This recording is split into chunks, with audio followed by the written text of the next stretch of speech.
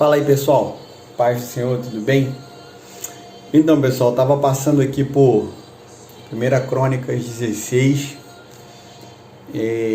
no verso 27, o texto diz que glória e majestade o cercam, força e alegria enchem sua habitação.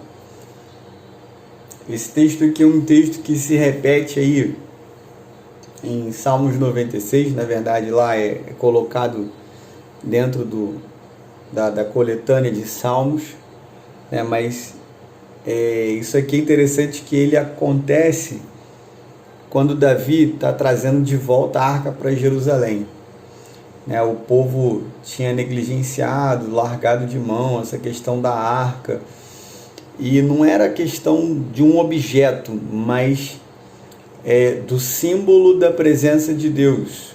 Se eles estavam negligenciando algo que eles podiam ver, quanto mais o que eles não viam. Então, aí já fica algo para a gente poder pensar, porque às vezes a gente se preocupa com muitas coisas e na verdade aquilo que a gente às vezes não alcança com as nossas mãos, né, com os nossos olhos, com os nossos sentidos, elas são realmente muito importantes para a nossa vida, né? Se você fala de sentimentos, você vai ver que você saber gerenciar bem os seus sentimentos, isso te ajuda a ter uma vida mais saudável em todos os aspectos.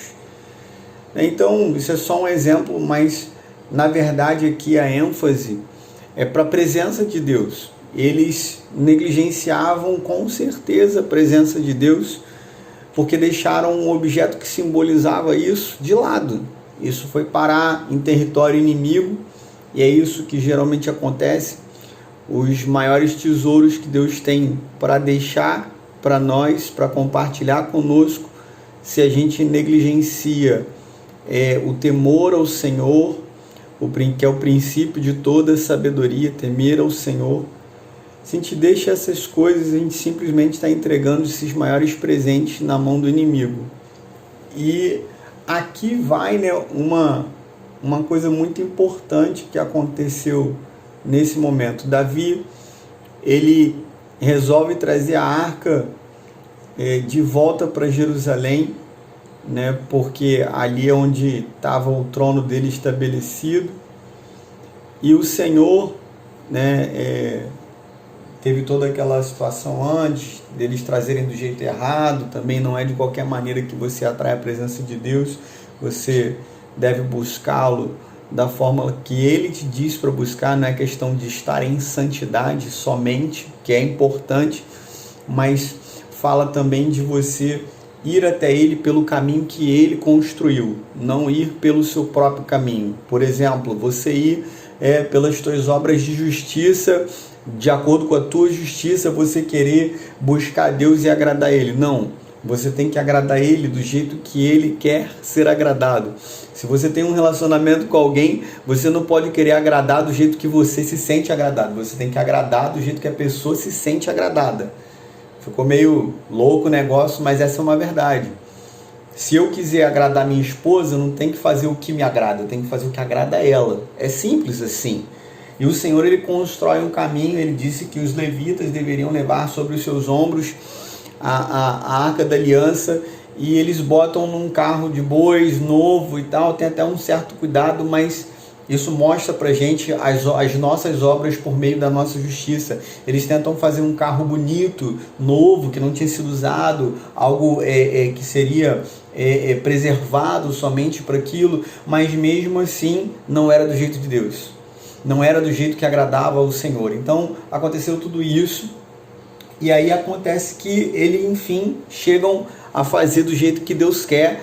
E aí quando isso está acontecendo, né, quando Davi está vindo para trazer essa arca de volta para Jerusalém, Davi, ele canta ao Senhor, ele compõe um cântico, e parte desse cântico, que é fenomenal, Davi era um cara que ele conseguia expressar em palavras aquilo que ele entendia de quem o Senhor era.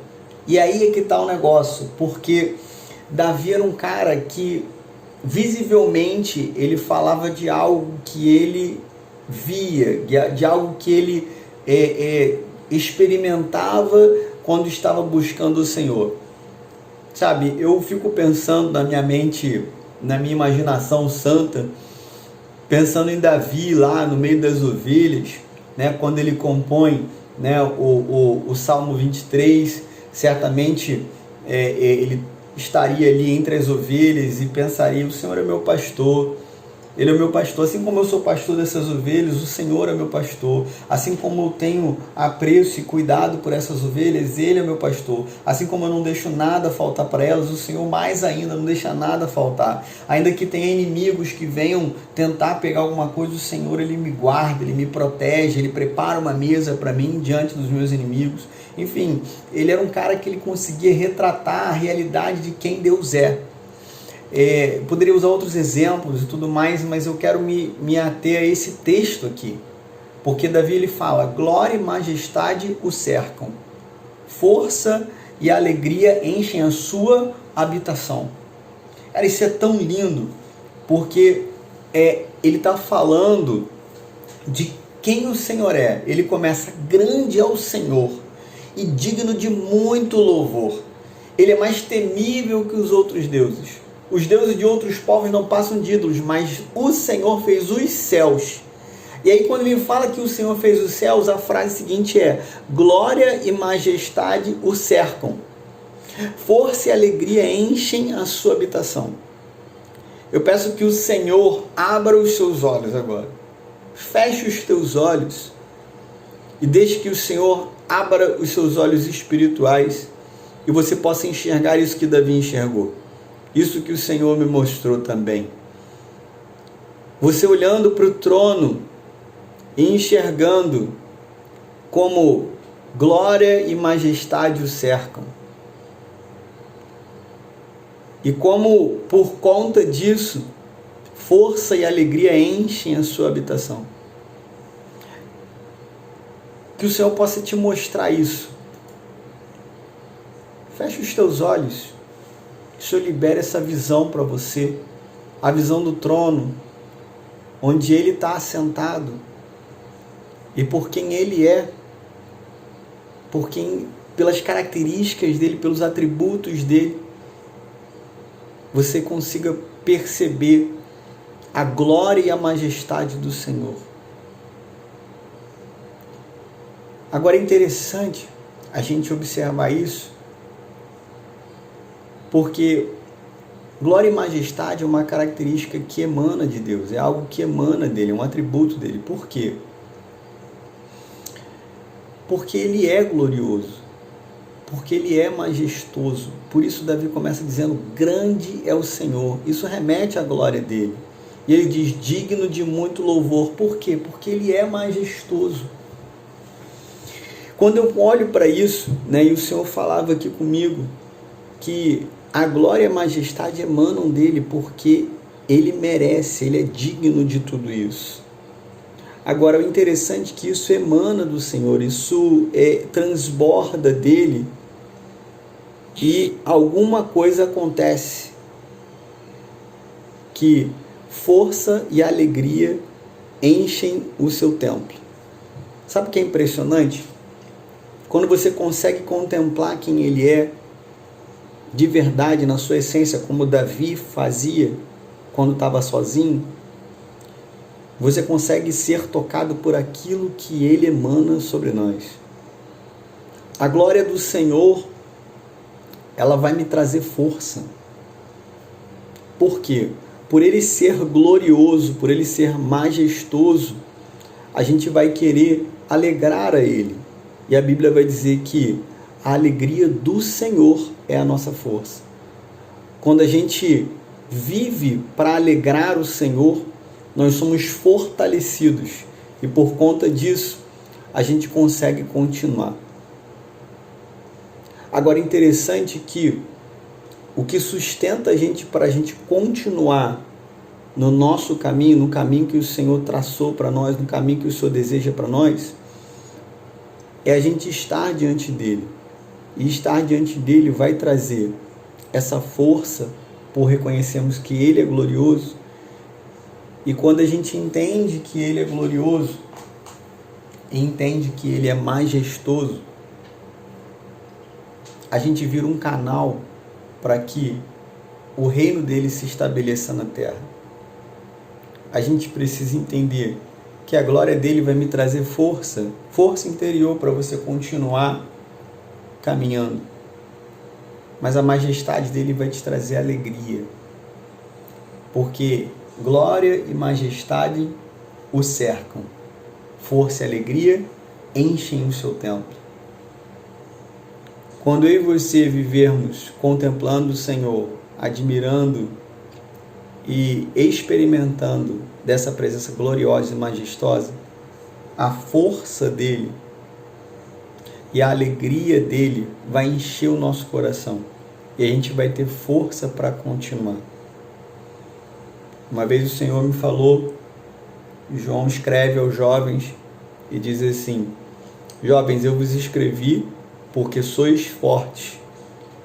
E o Senhor falava comigo uma vez que não fala de força física somente, porque seria muito óbvio. Mas o Senhor está falando de uma força para poder continuar algo que Ele começou na geração anterior. Hoje a gente está enfrentando esse grande problema, né? E uma geração anterior à nossa, que são os comandantes, os líderes, eles estão se esforçando para poder fazer o negócio, para a gente poder vencer esse vírus e o negócio continuar. Mas hoje é um dia para que a gente possa refletir, que a gente possa estar nesse lugar onde a gente, como Davi, a gente contempla a glória e a majestade dele, a glória e a majestade do Senhor, e a força dele e a alegria dele enche a nossa casa, enche a nossa vida, enche o nosso bairro.